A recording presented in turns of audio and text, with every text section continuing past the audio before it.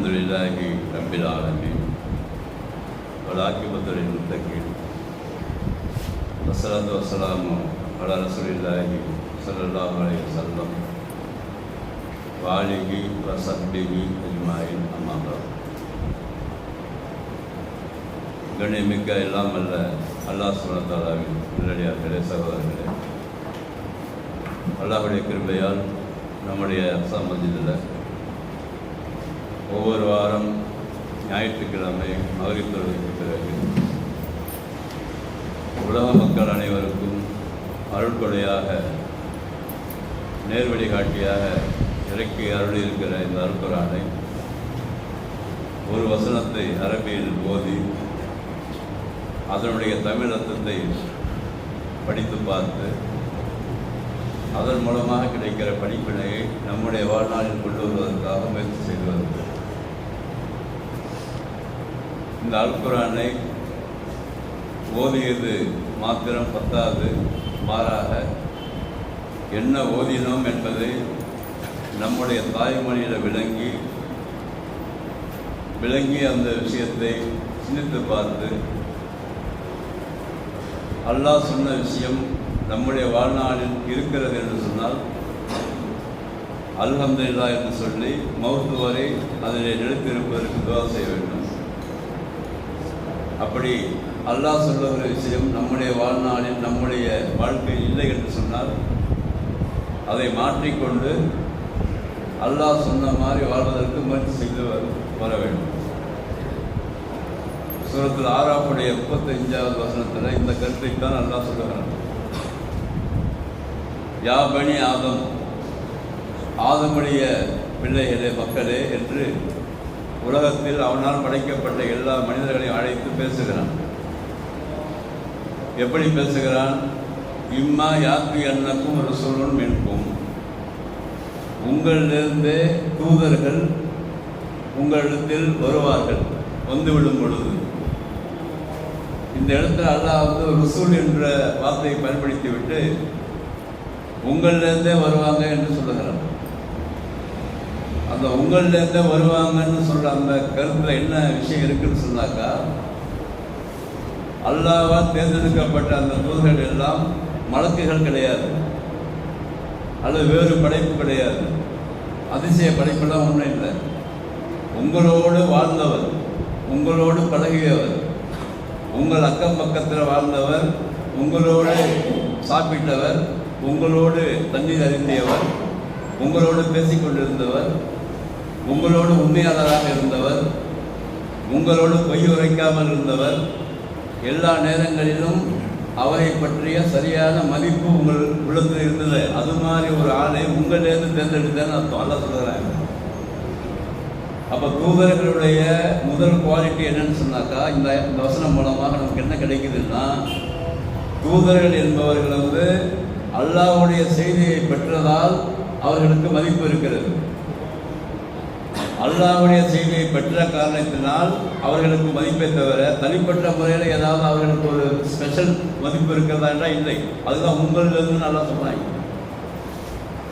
அதனால தூதர்களாக இருந்தாலும் நபிமார்களாக இருந்தாலும் யாராக இருந்தாலும் அவர்கள் அல்லாஹ்வுடைய அந்தஸ்தை, அதாவது கடவுளுடைய அந்தஸ்தை பெற மாட்டார்கள் என்ற விஷயமே இதுக்குள்ளே இருக்குது.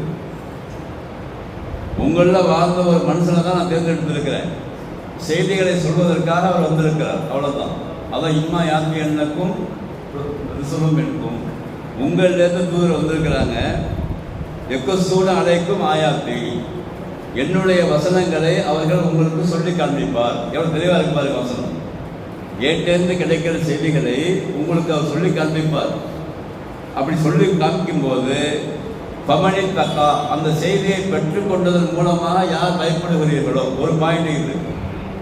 அல்லாஹ்ட்டேருந்து செய்தி வருது, அந்த செய்தியை பெற்றுக்கொண்டு நாம் வாங்கி கொண்டு அந்த செய்தியில் சொல்லப்பட்டிருக்கிற அந்த விஷயங்களை விளங்கி அந்த செய்தியின் மூலமாக பயப்பட வேண்டும் என்று அர்த்தம். அவர் சொல்றாரு என்பதற்காக பயப்படக்கூடாது, நான் சொல்வதற்காக பயப்பட வேண்டும் என்று அர்த்தம். நான் பயப்பட வேண்டும் என்று சொல்லியிருக்கிறேன். உங்களை படைத்து வளர்த்து பரிபாலனம் செய்கிற நான் உங்களை கண்காணித்துக் கொண்டிருக்கிறேன் என்று நான் சொல்லுகிறேன். அதை அவர் சொல்லுகிறார். அப்போ சொல்லும் பொழுது அவர் சொல்லுகிற அந்த விஷயம் நான் சொன்ன விஷயம் என்பதை விளங்கிக் கொண்டு எனக்கு நீங்கள் பயப்பட வேண்டும். அப்படி பயந்த பிறகு அசலாக அதற்கு பிறகு நீங்கள் உங்களை சீர்திருத்தம் செய்து கொள்ள வேண்டும். இப்போ தான் நான் சொன்ன பார்த்தீங்க ஆரம்பத்தில் அல்லாட்டேருந்து ஒரு விஷயம் வருது, அந்த விஷயம் நம்மகிட்ட ஏற்கனவே இருக்குது, அது அல்ஹம்துலில்லாஹ்.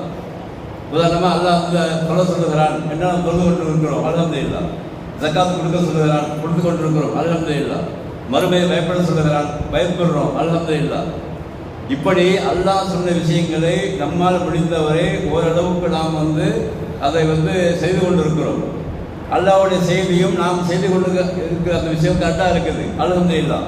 இப்படி சொல்லி கொண்டு இருக்க வேண்டும். அப்படி இல்லை என்று சொன்னால், ஒருவேளை அல்லாஹ் சொல்லுகிற அந்த விஷயம் நம்மிடத்தில் இல்லை, ஒரு உதாரணத்துக்கு வச்சிங்களேன், அது எல்லாத்துக்கும் பொருந்தாது. அல்லாஹ் சொல்லுகிற விஷயம் நம்மகிட்ட இல்லைன்னு சொன்னாக்கா உடனே என்ன செய்யணுமா, அசலாக உடனே அந்த செய்தியை கேட்ட உடனேயே நம்மை நாமே திருத்திக் கொள்ள வேண்டும், அல்லது திருத்திக் கொள்ளுகிறேன் என்ற ஒரு எண்ணமாவது உள்ள வர வேண்டும். செய்திகள் நம்முடைய காதில் வரும் பொழுது, ஆகா இது அல்லாஹ் சொன்ன விஷயமாக இருக்கிறது, என்கிட்ட இந்த பழக்கம் இல்லாமல் இருக்கிறது, இந்த விஷயத்தில் நான் குறை இருக்கிறது, அதன் காரணத்தினால இனிமேல் நான் அதை செய்ய மாட்டேன் அல்லது செய்வேன். ஏதோ ஒன்று சம்பவம், ஏதோ ஒன்று அல்லாஹ் சொல்கிற விஷயம் நம்மகிட்ட இல்லைன்னு வச்சுங்களேன். அப்படி இல்லாத பொழுது உடனே அல்லாஹ் சொல்லலாம் அசலாக அவர்கள் தங்களை திருத்திக் கொள்வார்கள். அப்படி யார் இந்த ஹேபிட்டை யார் வைத்திருக்கிறார்களோ அவர்களுக்கு அல்லாஹ் சொல்லுகிறான், ஃபலா ஹௌஃபுன் அலைஹிம் வலா ஹும் யஹ்சனூன். அவர்களுக்கு இந்த உலக வாழ்க்கையிலும் எந்த விதமான கவலையும் கிடையாது, எந்த விதமான பயமும் கிடையாது. கரெக்டாக அந்த ஆயத்தை முடிக்கிறான் 35வது வசனத்தில். அப்போ யாருக்கிட்டெல்லாம் இந்த பண்பு இருக்கிறதோ, எந்த பண்பு, அல்லாஹ்விடமிருந்து செய்தியை தூதர் சொல்லுகிறாரு, அந்த தூதர்கள் சொன்ன செய்தி நம்மகிட்ட வந்துருச்சு, வந்த பிறகு அவர் சொன்ன அந்த செய்தி நம்மகிட்ட இருக்கு அல்லது இல்லை, ரெண்டு தான் நமக்கு ரிசல்ட் கிடைக்கும். அது தூதர் சொன்ன செய்தி ஒன்று இருக்கும், அது இல்லாமல் இருக்கும். இருந்தால் அல்ஹம்துலில்லாஹ், இல்லை என்று சொன்னால் சீர்திருத்திக் கொள்ள வேண்டும். இந்த பண்பு யார்கிட்ட இருக்கிறதோ அவர்களுக்கு இந்த உலக வாழ்க்கையில எந்த பயமும் கிடையாது, எந்த கவலையும் கிடையாது.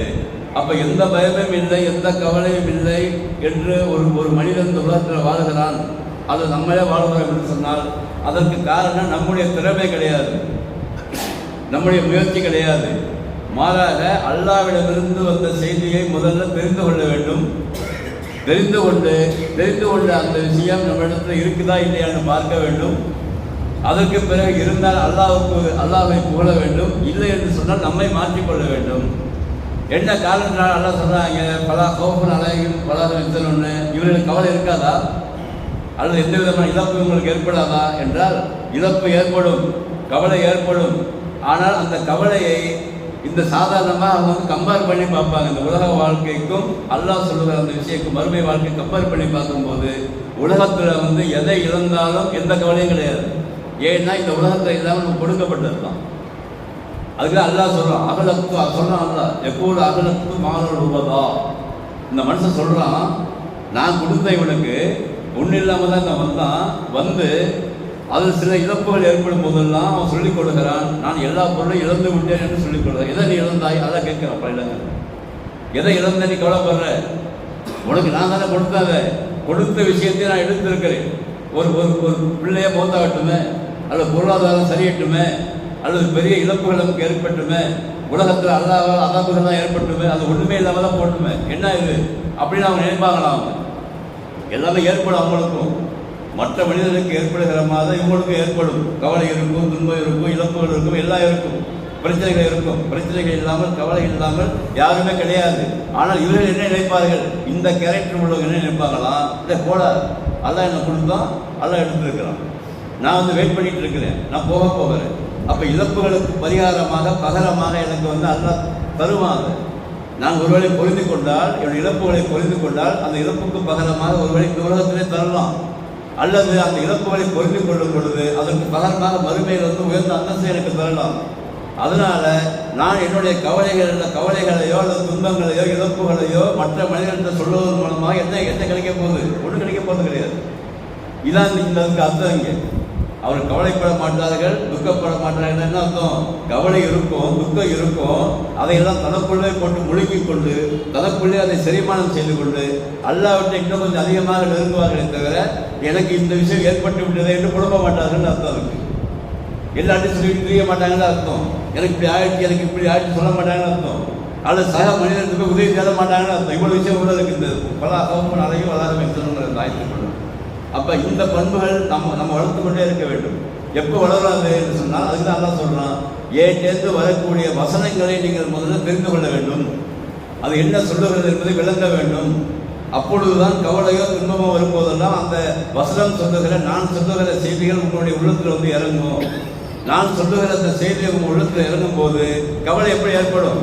எல்லாம் தெளிவாக டிக்ளேர் பண்ணிட்டானே, இந்த உலக வாழ்க்கை என்பது உனக்கு ஏற்படுகிற சோதனை களமாகத்தான் இருக்கும். நீ நிம்மதியாக சந்தோஷமாக வாழ்கிற இடம் கிடையாது. ஆனால் சந்தோஷமாகவும் நிம்மதியாக வாழ்வதற்காண்டி சில விஷயங்களை படைத்து வைத்திருக்கிறேன். அதை வந்து நான் சொன்ன மாதிரி அனுபவித்தால் அதிலும் உனக்கு சந்தோஷம் கிடைக்கும்.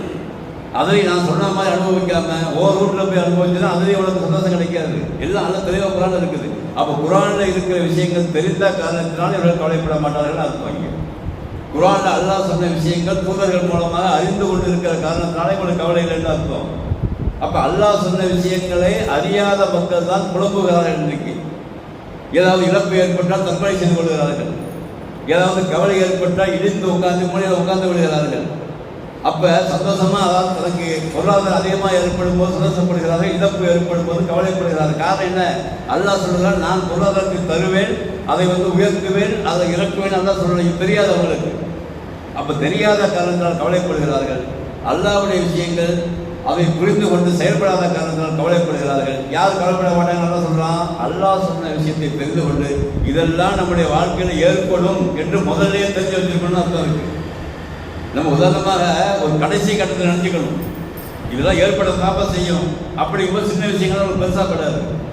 அல்லாஹ் சொல்லுற பெரிய பெரிய விஷயம் சொல்றான். நான் பிள்ளையை கொடுப்பேன், பிள்ளை எடுப்பேன், பொருளாதாரத்தை கொடுப்பேன், பொருளாதாரத்தை எடுப்பேன், விளைச்சலை கொடுப்பேன், விளைச்சலை எடுப்பேன், உள்ள வந்து மேலே தூக்குவேன், கீழே இறக்குவேன், கண்ணியத்தை கொடுப்பேன், கண்ணியத்தை குறைப்பேன். இதெல்லாம் என் கையில் இருக்கு. அப்போ இந்த கடைசி கட்ட விஷயத்தை அதான் சொல்லுவத காரணத்தினால, முடிவை நம்ம எதிர்பார்த்திருக்கிற காரணத்தினால சின்ன விஷயங்கள் நம்மளை ஒருபோதும் பாதிக்காது. இது மன வளக்கரையில் இது ஒரு சைக்காலஜியில் ஒரு சைக்காலஜியில் இந்த விஷயம் நம்ம ஒரு மனிதனுக்கு இருக்குமானால் அவன் வாழ்க்கை வந்து ரொம்ப சிறப்பாக இருக்கும். அவனுக்கு ஏற்படுகிற எல்லா விஷயங்களும் பொறுமை காப்பான் முதல்ல. அதுக்கு பிறகு தன்னைத்தானே அவன் புரிந்து கொள்வான் முதல்ல. இது ஏற்படத்தான் செய்யும், படைச்சவன் கொடுத்துருக்கலாம், யாரையும் சொல்லி பிரயோஜனம் கிடையாது. சொல்கிறவங்க கேட்டு காதில் வாங்கிட்டு ஒன்று கமெண்ட் பண்ணுவாங்க, அல்லது வேறு யாரும் சொல்லிட்டு போய்வாங்க. இவ்வளோதான் நடக்குமே தவிர அதெல்லாம் எந்த பிரயோஜனம் நடக்க போகிறதில்லை. அதனால் சொல்ல வேண்டியதை அல்லாஹ்கிட்ட சொல்ல வேண்டும். இழப்புகள் ஏற்படும் போது பொறுமையாக இருக்க வேண்டும். எவ்வளோதான் வந்தாலும் அப்பையும் ரொம்ப ஆச்சரியப்படாது. அல்லாஹ் சொல்லுவாங்க, நிறைய இடத்துல சொல்லுது, நிறைய நமக்கு வந்திருக்குனாலும் ரொம்ப ஓவர் ஹாப்பியாகி பெரிய இதெல்லாம் ஃபங்க்ஷன்லாம் வச்சு அது கூட்டறிச்சு அது நடத்தா இல்லையா? அது கிடையாது. எது வந்தாலும், பொருளாதாரம் வந்தாலும் ஒரே நிலைமை தான், இறங்கினாலும் ஒரே நிலைமை தான், ஏறினாலும் ஒரே நிலைமை தான். இந்த நிலைமையில எப்போ ஏற்படும் என்று சொன்னால் அல்லாஹ்வுடைய வசனங்களை புரிந்து கொண்டு அல்லாஹ் சொல்லுகிறான் என்று விளங்கி அந்த கமாண்டை முதல்ல மூளைக்கு கொடுத்து அதன் அடிப்படையில் வாழ்வதற்கு பழக வேண்டும். அப்படி வாழ்வதற்கு பழகும் போது இந்த உலகத்தில் ஏற்படுகிற எந்த விஷயமா இருந்தாலும் சரி அப்படி போயிட்டே இருப்போம். அப்படிதான் எனக்கு போப்பான், இப்படிதான் எனக்கு போப்பா அப்படின்னு சொல்லி போயிட்டே இருப்பான். இந்த கருத்தை தன்னுடைய மனைவி பிள்ளைகளுக்கு அவன் சொல்லிக் கொடுப்பான். பிள்ளைகளை சரியான முறையில் வந்து அவன் கண்ட்ரோல் பண்ணி கொண்டே இருப்பான். இந்த விஷயங்கள் வந்து மறுமை வரை வரக்கூடிய சந்ததிகள் அல்லாஹ் கொடுத்து கொண்டே இருப்பான். அந்த பாக்கியத்தை பெற வேண்டும் என்றால் ஒரே வழி இருக்கிறது. அல்லாஹ் சொன்ன விஷயங்களை குறைஞ்சபட்சம் தெரிந்து கொண்டே இருக்க வேண்டும். மூத்த வரைக்கும் கொஞ்சம் கொஞ்சமாக ஒரு ஆயத்தை படித்து அல்லாஹ் என்ன சொல்கிறான், நமக்கு என்ன அறிவுரை இருக்கிறது என்றெல்லாம் நிறைய விஷயங்கள் இந்த குரானுக்குள்ள இருக்கிறது. குரான் மாதிரி ஒரு பொக்கிஷம், அறிவு நிறைந்த ஒரு விஷயம் இங்கும் இல்லை. ஏன்னா இது அல்லாஹ் படைத்த இந்த விஷயங்களை அல்லாஹ் சொல்லுகிறான். அல்லாஹ்வுடைய வார்த்தை இது, அது என்றும் உயிரோட்டமாக இருக்கும் என்பதை புரிந்து கொண்டு அல் குரானை இது போன்று ஓதி படித்து நம்மால் முடிந்தவரை செயல்பட ஆரம்பித்துள்ளோம் அப்படின்னு சொன்னார். இன்ஷா அல்லாஹ் நம்முடைய வாழ்க்கை சிறப்பாக அமைந்து கொண்ட உலகத்தில் சிறப்பு என்பதை அர்த்தம் என்று என்னவென்று சொன்னால், எது நடந்தாலும் அல்லாஹ் கையை தூக்கிவிட்டு எதாவது நடக்கதான் செய்யும். சொல்லலாம் ஒரே அதை முடிஞ்சு போச்சு, நடக்கதாப்பா செய்யுது, முடிஞ்சு போச்சு. அப்போ எப்படி கவலை எங்கே வரும்? எனக்கு கவலை வராது, துக்கம் வராது, ஓரமாக ஒதுக்கி உட்காந்துட மாட்டான். அப்போ மீண்டும் மீண்டும் அதிகமாக அல்லாட்ட நெருங்க ஆரம்பிப்பான். இவன் கவலை ஏற்படும் போது திருப்பி 2 தொழுவ ஆரம்பிச்சிடும், அல்லது சொல்ல ஆரம்பிச்சிடும். அப்போ ஒரு லிங்க் அல்லாவுக்கு அந்த மனிதனுக்கு கிடைச்சிடும். அப்போ என்ன கவலை என்னது? அப்போ எதிர்பார்த்து வாழ்கிற ஒரு வாழ்க்கை, மௌத்தை எதிர்பார்த்து வாழ்கிற வாழ்க்கை, இந்த உலக வாழ்க்கையில் நடைபெறுகிற எல்லா விஷயம் நடக்கத்தான் செய்யும் என்கிற உறுதி இவைகளெல்லாம் உலகத்தின் அடித்தளத்தில் வந்துடும். அதுக்கு என்ன காரணத்தை எல்லாம் சொல்கிறான்னு சொன்னாக்கா, ஏன்டேர்ந்து வரக்கூடிய செய்திகளை முதல்ல நீங்கள் விளங்கணும். விளங்கினா மாத்திரம் தான் சாத்தியமே தவிர, விளங்கவில்லை என்று சொன்னால் எல்லோரும் இருக்கிற மாதிரி, இப்போ சமகாலத்தில் வாழ்கிற காலத்தில் இருக்கிற மாதிரி எல்லோரும் இருக்கிற மாதிரி வாழ்ந்துவிட்டு போகி விடுவார்கள். கவலை வந்தால் அவர்கள் தங்களை தாங்களே அழித்துக் கொள்வார்கள், துக்கம் வந்தால் அவர்களை தங்களை அழித்துக் கொள்வார்கள், ஓரமாக உட்கார்ந்து விடுவார்கள் என்றெல்லாம் சொல்லி நல்ல பல இடங்களில் பதிவு செய்யலாம். இது போன்ற பல விஷயங்கள் அடுத்தாயிரத்தி சொல்லலாம். அதை வருகின்ற வார்த்தைகளை பார்ப்போம். அப்போ குர்ஆன் மூலமாக கிடைக்கிற அறிவு தான் சிறந்த அறிவாக இருக்கிறது. அந்த அறிவை இன்ஷா அல்லாஹ் உள்ளத்தின் அடித்தளத்தில் நாம் அனைவரும் பதிவு செய்து கொண்டு அந்த அடிப்படையில் வாழ்வதற்கு நியத்தை வைத்துக் கொண்டு நாம் இப்போ வருகிற பாதை சரியான பாதையாக இருக்கிறது. நம்ம மட்டும் தொழுகிறோம், நம்ம துவா செய்கிறோம், போயிட்டு இருக்கிறோம். இந்த வட்டத்தை எந்த காலத்தை மட்டும் விளையிடக்கூடாது. பல பேர்கள் இன்றைக்கு உலகத்தில் வேறு வெளில போகிறாங்க. தொழுகையாளிகளுக்கு மாத்திரம்தான் சிறப்பு இருக்கிறது உலகத்தில். அல்லாஹ்வின் மூலமாக கிடைக்கிற சிறப்பு யாருக்கு இருக்குது? எப்படி இருந்தாலும் தொழுகையாளிகள்கிட்ட சில குறைகள் இருந்தாலும் அந்த குறைகளை அல்லாஹ் சொன்னால் நிவர்த்தி செஞ்சு தந்துடுவோம். ஏன்னா அவர்கள் கால்கள் பள்ளிவாசலுக்கு வருகிறது, அல்லாஹ்வுடைய செய்திகளை அவர்கள் விளங்குகிறார்கள், அல்லது பள்ளிவாசலுக்குள் வரும்போது மலக்குகள் இருக்கிற துவா செய்கிறார்கள். அதன் காரணத்தினால அவர்கள் அல்லாஹ்வை சீர்திருத்தி விடுவார் என்ற விஷயங்கள்லாம் குர்ஆன் முழுவதும் இருக்கிறது. இன்ஷா அல்லாஹ் அந்த அடிப்படையில் நாமெல்லாம் அருள்படை பெற்றவர்கள். அந்த அருள்படை பெற்ற விஷயத்தை தக்க வைத்துக் கொள்ள வேண்டுமானால் நம்முடைய ரூட்டை இன்னும் ஸ்ட்ராங்காக இந்த விஷயத்தில் இன்னும் பதிவு செய்யணும், இன்னும் ஸ்ட்ராங்காக ஆக்கிக்கொண்டே இருக்க வேண்டும். எல்லா நேரங்களிலுமே நமக்கு அல்லாஹ் தந்த இந்த பாதையை விட்டு விடாத மாதிரி நம்ம சரி செய்து கொண்டே இருக்க வேண்டும். இளைஞர்கள் சின்ன பிள்ளைங்களாம் கூட இருக்கீங்க. இது ஒட்டுமொத்த வாழ்க்கைக்குமான உபதேசம் தான் இது. சின்ன பிள்ளைகள் இப்பொழுது நீங்கள் தொழுகை ஆரம்பிச்சிருக்கீங்க. இதை ஒரு நியத்தாக வைத்துக்கொண்டு மௌத்து வரை தொழுக வேண்டும், அல்லாஹ்வின் பாதையில் வர வேண்டும், குர்ஆனை ஓத வேண்டும், படிக்க வேண்டும், விளங்க வேண்டும், சிந்திக்க வேண்டும் என்பதை புரிந்து கொண்டு செயல்படக்கூடிய பாக்கியத்தை வல்ல ரஹ்மான் எனக்கும் உங்களுக்கும் கொண்டு அருள்வானாக. வாக்கல்லாஹ் அல்ஹம்துலில்லாஹி ரப்பில் ஆலமீன். அஸ்ஸலாமு அலைக்கும் வரஹ்மத்துல்லாஹி வபரகாத்துஹு. சுப்ஹானல்லாஹி வபிஹம்திஹி, அஷ்ஹது அல்லா இலாஹா இல்லல்லாஹ்.